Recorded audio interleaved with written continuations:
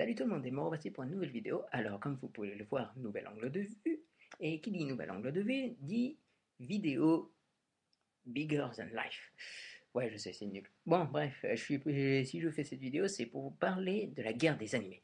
Pas la guerre des animés, mais la guerre des animés entre Pixar et DreamWorks et tous les autres films d'animation qui oscille entre le Pixar et le DreamWorks. Alors, on va commencer de suite. Et je vais d'abord répondre à une question. C'est pourquoi je vais parler de Pixar et de DreamWorks et de tous les autres films d'animation, évidemment. Eh bien, tout simplement parce qu'il y a très peu de temps, je suis allé voir Cars 2 et Kung Fu Panda 2 à la suite. Et déjà, pour moi, je tiens à dire que j'adore les deux films. Je trouve qu'ils sont vraiment géniaux.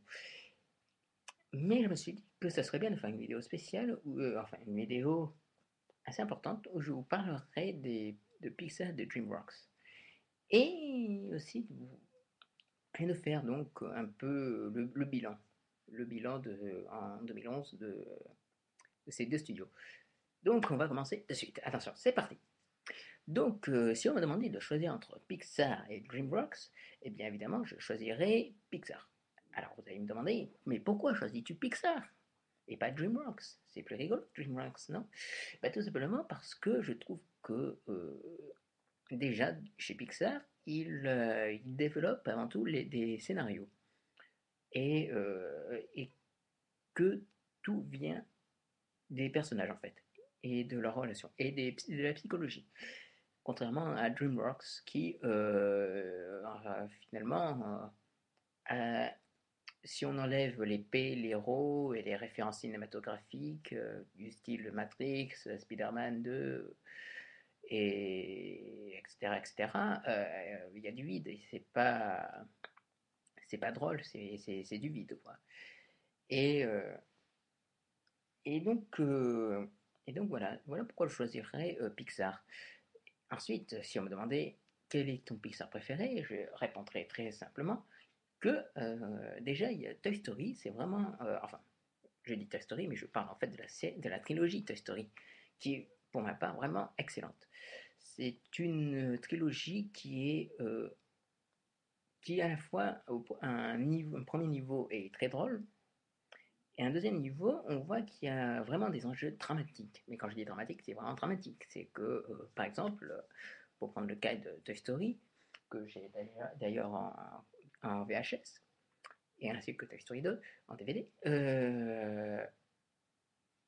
il y a des moments qui sont vraiment de purement dramatiques et qui font pleurer. Par exemple, dans Toy Story, on peut voir Buzz l'éclair quand il se rend compte que ce n'est qu'un jouet, et avec cette chanson et tout ça, je sais pas, quand j'étais petit, ça me bouleversait, ça me faisait pleurer. Ensuite, dans Toy Story 2, on voit bien qu'il y a un petit relâchement, mais en même temps, ça reste très très fun à regarder. Après, Toy Story 3, c'était vraiment là-haut. C'était le sommet, c'était le meilleur. C'est clair et net, c'était ça même, on aurait pu appeler ça Toy Story 3, il était une fin, tellement c'est la conclusion de tant d'années bonheur. Bref, ensuite, à part cette trilogie Toy Story, il y a là-haut que j'ai découvert très récemment et qui, franchement, je dis chapeau parce que j'ai jamais vu un film aussi beau, évidemment, mais qui était vraiment plus dans le drame que dans vraiment le- un esprit comique, en fait. Et ça, j'étais très surpris. J'ai trouvé que déjà l'intro de là-haut, il faut quand même s'accrocher. Le genre, d'abord, ça te montre le bonheur et tout ça, et après, ça décline petit à petit. Et oh, putain, j'étais comme ça à dire, ouais, quand même. Mais putain, tu vas emmener tes gosses voir un film qui s'appelle Là-haut, qui est réalisé par Pixar, et ouais, au bout de 5 minutes, on te montre un enterrement et tout. C'est un peu glauque, enfin bon, bref. Bref, Là-haut, c'est quand même pas mal. Enfin, c'est pas mal, c'est génial, quoi. Et ensuite, en numéro 3 je dirais Wall-E. Parce que déjà, visuellement, c'est très beau, techniquement aussi, techniquement, c'est bien réalisé. Et puis, personnage attachant, sympathique, mignon. Bref, après, évidemment, il y a tous les autres Pixar. que je ne peux pas oublier et que je suis obligé de citer, Mille et une pattes, qui est un petit film, qui est un petit Pixar, mais qui est vraiment sympa à voir. Il y a aussi Monstres et compagnie, qui est super drôle, et donc j'attends la suite avec impatience. Il y a, qu'est-ce qu'on a d'autre de chez Pixar? Le Monde de Nemo qui est magnifique, et cette fin elle est totalement bouleversante, c'est tellement beau, ça donne envie de chialer. Euh, Qu'est-ce qu'on a d'autre? On a Cars, Cars 2 évidemment, qui sont vraiment excellents. Ah, j'ai revu très très récemment, juste avant de revoir Cars 2, Cars, et c'était vraiment vraiment super, super bonheur à revoir. Puis Cars 2, génial. Ensuite, on a donc de l'autre côté, là-bas, là, juste ici, on a DreamWorks. Alors, DreamWorks, au début, j'avais bien aimé. J'avais bien aimé, pourquoi? Parce qu'il y avait le premier Shrek. Et le premier Shrek, j'avais trouvé ça très rigolo. Je trouvais que c'était une bonne façon de parodier les contes des frères Grimm. Vous savez, quand on se moque un peu de Blanche-Neige, de Cendrillon, enfin, vous voyez, tous les contes de Perrault, qu'on se moque un peu des contes de Perrault, des contes des frères Grimm. C'était très rigolo. Puis bon, il y avait le genre des références à Matrix et tout ça, donc quand on a genre 11 ans, 12 ans, on trouve ça très rigolo.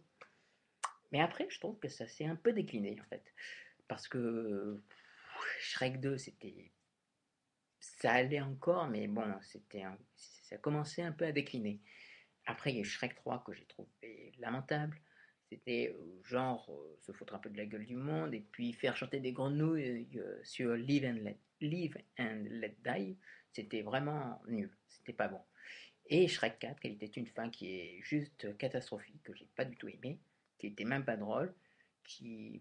Même les gars qui étaient même pas drôles. Et puis c'est genre se foutre de la gueule du monde quand on nous balance une morale à deux balles à la toute fin du film. Non.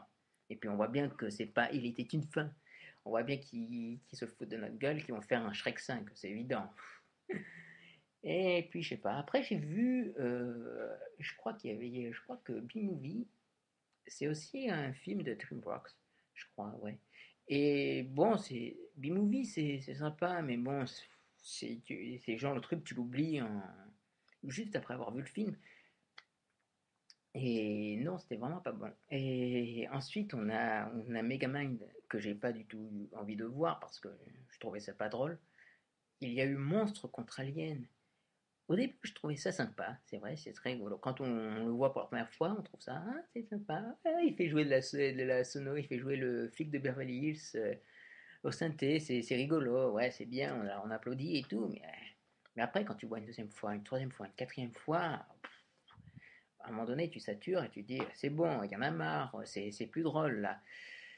Voilà, et puis faire des références, ok, au cinéma fantastique, de science-fiction, années 50, 60, à la limite, j'ai rien contre, c'est bienvenu, mais bon, c'est c'est tout précalculé en fait.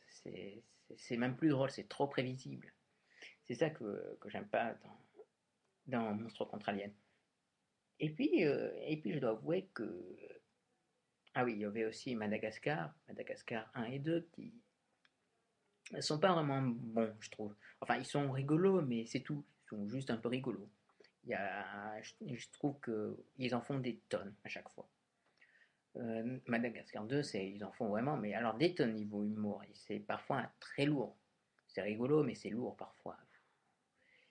Et je trouve qu'en fait, les films DreamWorks, à l'exception de certains, frisent pour moi l'hystérie en fait. C'est trop hystérique en fait. Et on n'a jamais le temps de se reposer, d'avoir une séquence vraiment chargée en émotions. Voilà, je trouve pas ça vraiment génial. Mais parmi tous ces mauvais films d'animation de chez DreamWorks, il y en a quand même trois que j'ai vraiment aimés. Alors, en premier, sur la première marche, il y a Dragon, ou How to Train Your Dragon, en VO, qui m'a vraiment, vraiment surpris. Pour le coup, j'étais agréablement surpris. Bon, déjà, j'avais bien aimé la bande-annonce où on nous montrait le design des personnages, le design des créatures, on montrait beaucoup d'aventures. Et puis en 3D, je m'étais dit que pour une fois, ça allait être pas mal. Et je dois avouer que c'était vraiment super. La 3D est très bien faite. Quand, euh, quand on est à la place du personnage principal, à la place de Harold, quand on est sur dos de dragon, on a vraiment la sensation d'être sur le dragon, de voler dans les airs. Ça, c'était vraiment beau. Et puis les personnages, la psychologie, tout, est, tout était parfaitement bien maîtrisé. C'était pas précalculé, il n'y avait pas de l'humour à deux balles. On voit vraiment que tout le scénario est basé sur les personnages et leurs relations. C'est ça qui m'a vraiment plu. Et puis, bon, niveau doublage américain, on trouve quand même Gerard Butler, Christophe Mintz-Plasse, qui est génial, qui est très rigolo. Et voilà, donc Dragon, ça a été vraiment une super surprise. Je l'avais même mis dans mon top 10 des meilleurs films de 2010, avec Toy Story 3, qui se partageait la première place avec Inception. Et donc voilà, j'avais vraiment bien aimé. Ensuite, j'ai revu Kung Fu Panda. Enfin, la première fois que j'avais vu au cinéma, j'ai trouvé ça drôle. Bien, mais bon, passons. Et puis après, je l'ai revu à la télé, et là, je me suis dit, waouh, c'est finalement pas mal, Kung Fu Panda. C'est drôle, il n'y a pas de gag à base de paix et d'euros. Bon, bon, le panda, il fait que bouffer, mais bon, c'est pas méchant, c'est pas vraiment lourd. Et puis finalement, ça devient presque un élément narratif à l'évolution des personnages, finalement. Et puis, techniquement, c'était super bien réalisé. Il y avait des références, non pas des références précises à tel ou tel film, c'était vraiment une référence à un genre entier qui était le film d'arts martiaux, le film de Kung Fu. Et, et on ressentait vraiment toute, euh, toute la magie de ces vieux films de la Shaw Brothers, des films de karaté. C'était vraiment très bien. C'était vraiment très bien. C'était super bien pensé et puis ça marchait, ça marchait. Et ensuite, il y a eu Kung Fu Panda 2 que j'ai revu donc après Cars 2 et parce que j'avais vraiment envie de voir Kung Fu Panda 2 et j'ai trouvé que ouais, c'est encore meilleur que le premier Kung Fu Panda. C'était déjà, il faut quand même dire que visuellement, c'est encore plus beau, c'est plus grand, c'est on peut dire que c'est même épique et en même temps, on peut aussi on peut voir que tout le film est basé sur la relation entre les personnages. C'est du jamais vu dans un DreamWorks. C'est ça qui est dingue. Et ils ont fait quelque chose de super. Ils ont ri. Il y a des moments très drôles. Il y a des moments très émouvants. Euh, Entre parenthèses, les flashbacks sont vraiment géniaux. Ils sont super bien réalisés. Et puis la relation entre les personnages, la psychologie. Par exemple, ce n'est plus l'histoire de Poe, même si Poe reste un élément important de l'histoire. C'est vraiment l'histoire d'un groupe, en fait. Et c'est ça qui est vraiment génial, qui m'a vraiment plu dans Kung Fu Panda 2. Et c'est pour ça que Cars 2 et Kung Fu Panda 2 sont dans mon top 10 de 2011. Voilà, voilà, il me reste plus beaucoup de temps. Donc voilà, si on me demande de choisir entre Pixar et DreamWorks, évidemment, je choisirai toujours Pixar parce que je sais que je ne serai jamais déçu et j'ai jamais été déçu par Pixar. Et puis d'un autre côté, on a DreamWorks qui sort parfois des trucs infâmes comme la série des Shrek ou alors des Madagascar, des Rio qui sont vraiment pas bons, que je trouve personnellement pas bons. Et puis ils te font de temps en temps deux trois bons films qui se montrent finalement excellents, qui ont un vrai scénario, qui s'intéressent à leurs personnages. Et ça, je trouve ça, c'est génial de dire ça, c'est bien, bravo, tu n'arrêtes pas de dire ça, c'est génial, vraiment. Non, mais voilà, ils te balancent des Shrek, des Madagascar, et des monstres contre aliens, et t'en as marre. Et puis ils te balancent de temps en temps des Kung Fu Panda, des Kung Fu Panda 2 et des dragons. Et ça, je trouve qu'ils devraient faire plus des films dans la veine des Pixar. Ça serait bien. Donc, il ne me reste plus beaucoup de temps, et je vous dis à très très vite pour parler des autres films d'animation qui se situent entre Pixar et DreamWorks. Je vous dis donc salut et à très très vite. Ciao.